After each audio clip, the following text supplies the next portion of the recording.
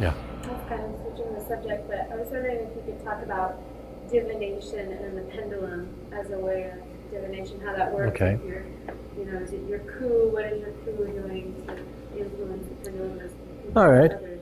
We're talking about the art or practice of divination. Now that's a term which really means to get information from beyond yourself about the past, the present, or the future. In many cultures, it's most often used for the future, but it can be used for any one of these. Sometimes it's called a form of clairvoyance in English, but basically it has to do with reaching out. In the Hawaiian tradition, they had several kinds of that, but the particular question had to do with the pendulum. So I can tell you how the pendulum really works. Now, mind you, there'll be people who won't agree with me, and that's perfectly fine. But out of the Huna knowledge and out of my practice and my tradition, I'm telling you my perspective on how the pendulum works. Okay.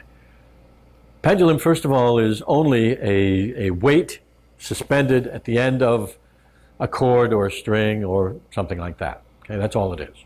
Right? And divination part of it comes in when you're holding it and you ask a question and it moves in a particular pattern. It might make circles, it might swing back and forth in one direction or another. The reason it's moving is because there are micromuscular movements in your hand and arm that are moving it. They may be so small that they're not even, you can't even be seen to be visibly moving it, but what we call your subconscious, and sometimes in Hawaiian ku, is doing a moving in response to what you're focusing on.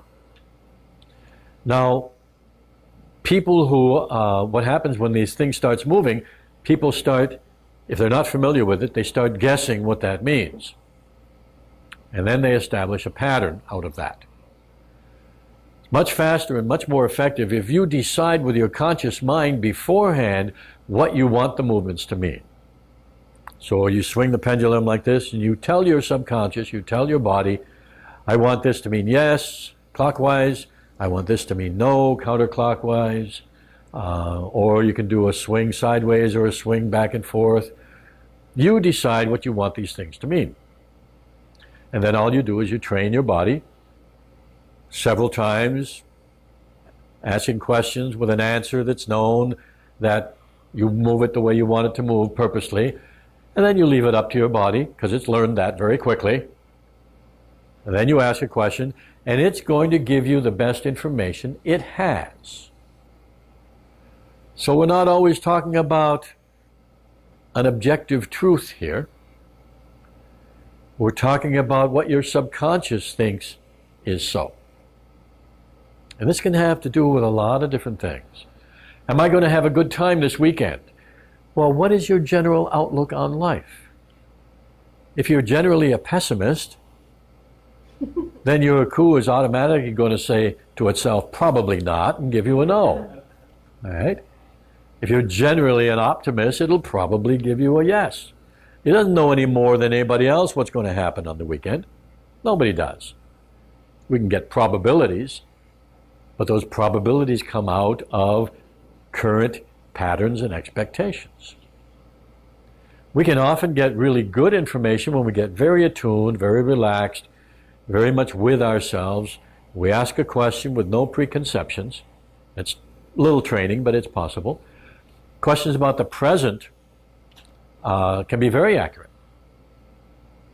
In France, what they used to have was a man whose job was in the wineries, and he worked for the government, and he used a pendulum. And when the barrels would be coming along the conveyor, he would check each barrel to see whether the wine was good. And what he did was he'd do the pendulum on each one. Every 10th one, he would stop and check it physically as a verification of his pendulum work. And then he would go on. But most of them were determined, their quality was determined with the pendulum. Okay? They actually used to do that. Pendulum use is probably more prevalent in France than most other countries I know of. I learned how to use it for diagnosing illness with a photograph. Okay? Very accurate. So then the information in the photograph itself is possibly affecting the pendulum, like the wine affecting the pendulum? Sure, or is of course. it your body? Well, remember, it's always passing through your body. So, for instance, doing the wine, the more you know about wine, the more accurate your answers are going to be. The more information you have stored as memory about that subject, the more accurate your information is going to be, because your subconscious has so much more detailed data to draw upon for comparison and analysis. Okay? The less you know about something, you just run your pendulum over it, the less likely you are to be very accurate. We always use, your subconscious is always using the information it has as memory. So, yes, you're getting the information always from the present moment, even when you're asking about the future and when you're asking about the past. The information is coming from the present, because that's where your subconscious lives, that's what we're connected to.